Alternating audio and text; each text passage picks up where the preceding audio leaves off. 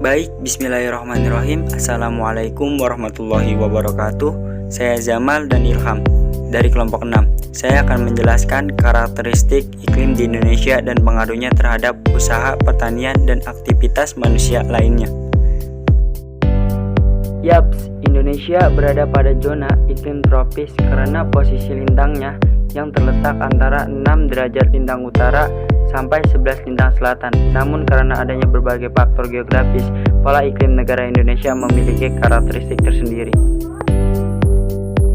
Beberapa faktor yang mempengaruhi pola iklim Indonesia antara lain sebagai berikut.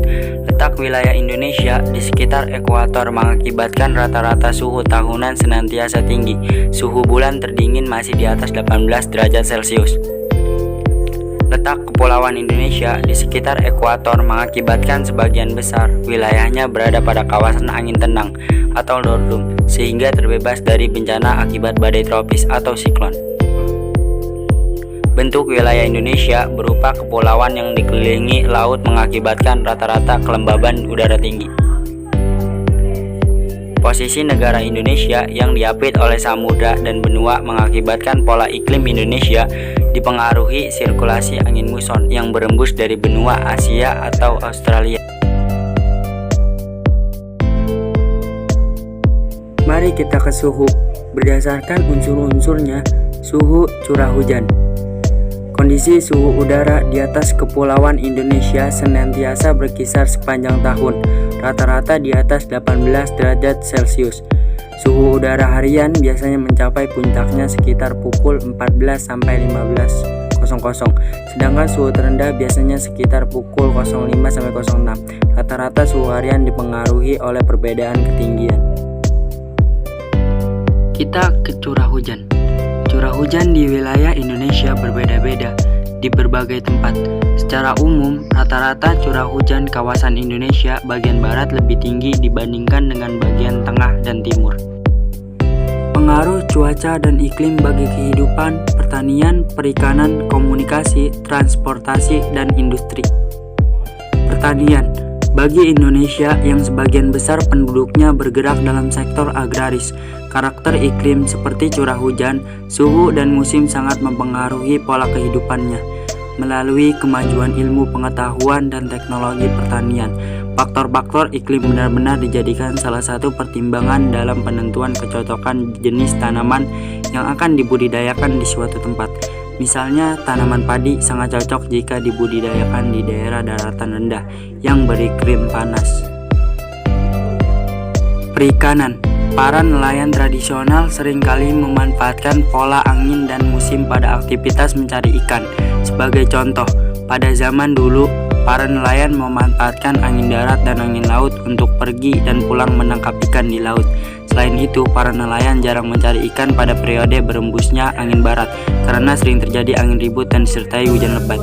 Komunikasi. Salah satu lapisan atmosfer bumi adalah ionosfer yang memiliki kemampuan memantulkan gelombang radio. Sifat fisik lapisan ini dimanfaatkan manusia dalam bidang komunikasi untuk penyiaran radio, sehingga arus informasi dapat dengan mudah dan cepat diterima oleh masyarakat. Melalui kemajuan ilmu pengetahuan dan teknologi dalam bidang atmosfer, dalam sistem komunikasi, saat ini negara kita telah memiliki satelit komunikasi Palava. Transportasi. Dalam bidang transportasi, faktor-faktor cuaca seperti pola angin dan curah hujan sangat mempengaruhi kelancaran jalur transportasi, baik transportasi laut maupun udara. Sebagai contoh, jalur pelayaran akan sangat terganggu jika terjadi angin ribut atau badai yang disertai hujan lebat. Demikian pula dalam sistem transportasi udara. Oleh karena itu, setiap hari televisi senantiasa menginformasikan perkiraan cuaca. Industri. Pada industri tradisional, banyak yang masih bergantung pada kondisi cuaca. Industri itu umumnya yang membutuhkan panas matahari, antara lain industri genteng, batu bata, dan kerupuk. Cuaca juga mempengaruhi aktivitas penduduk sehari-hari. Lembaga yang memanfaatkan data cuaca dan iklim antara lain BMKG dan LAFAN.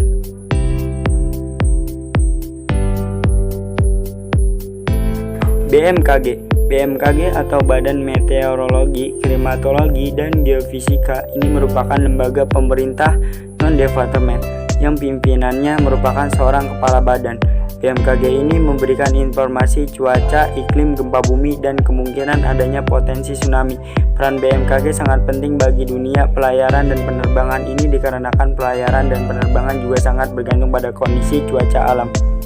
8. Lembaga Penerbangan dan Antariksa Nasional atau LAPAN adalah lembaga pemerintah non-kementerian yang melaksanakan tugas penelitian dan pengembangan kedirgantaraan dan pemanfaatan di Indonesia. 4 bidang utama LAPAN yakni penginderaan jauh, teknologi dirgantara, sains antariksa, dan kebijakan dirgantara.